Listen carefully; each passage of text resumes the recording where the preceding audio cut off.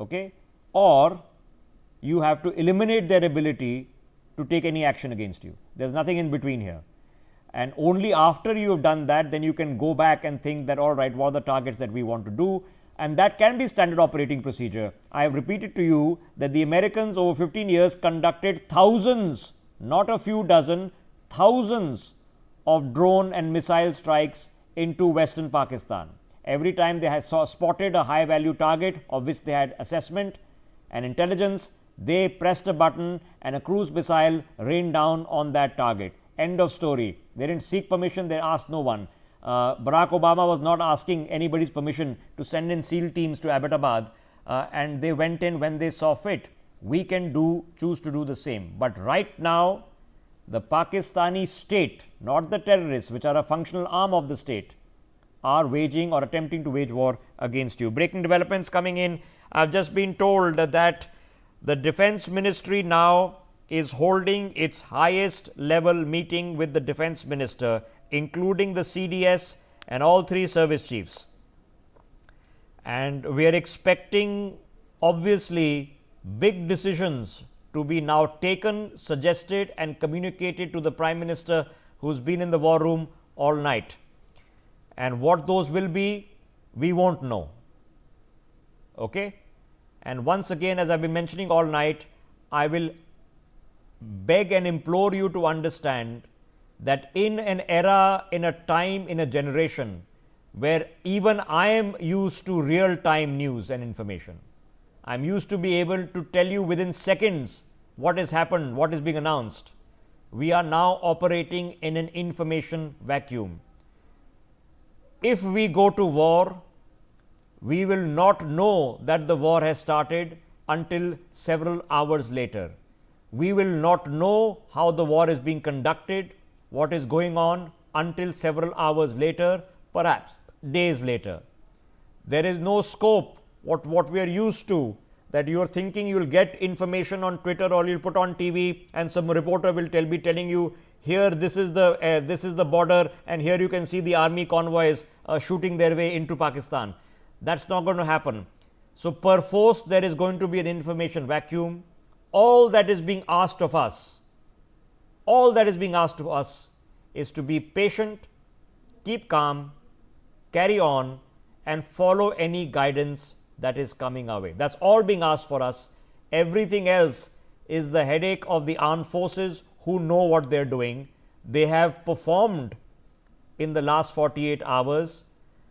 I would like to say that we all had high expectations, but all of us have woken up this morning probably with a bit of trepidation. I certainly did. I was unable to sleep last night for this obvious reason. I'm almost embarrassed to be sleepy because we are in a state of war, whether we like it or not, or a state of combat operations, however we want to call it. So, let me get Dilip Cherian back in. Mr. Cherian, now I was wondering, while I was sitting here last night, when we heard, people, we spoke with SP Vaid and he is saying that I'm sitting in my house in Jammu and I can hear explosions and there's a total blackout imposed. And I was really wondering that this is a civilian population that has never done this before. Okay, that there might be chaos on the streets and car accidents when the street lights go up and people might be wandering and meandering and up to no good. Every time it goes dark, the first thought that comes to me as a person who lives in Delhi is that that's when people take opportunity and unsavory elements come out on the streets. Nothing. It makes you feel pretty good about how the civilian engagement has been with this. News from the ground in Pathankot and places is that besides the fact that nothing has gone wrong, there has been total and completely faithful adherence to what is being laid down by the civil defense procedures that have been announced in those places.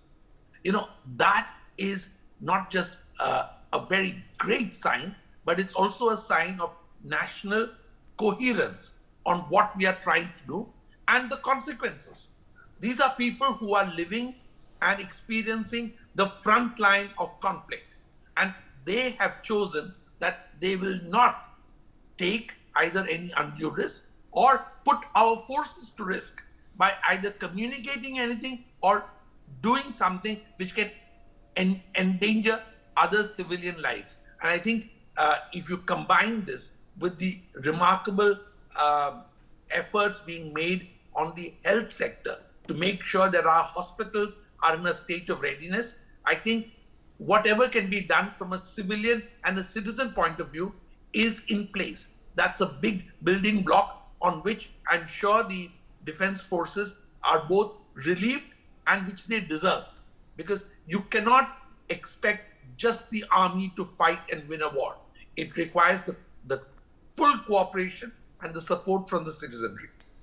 And that's literally all we need to do right now. And having read about this my entire life, okay, and now I've experienced it. You see, we saw this in the 71 war, and it is similar. The fact that the country stood behind the political leadership as one bloc was what allowed the country to go ahead and achieve what it did.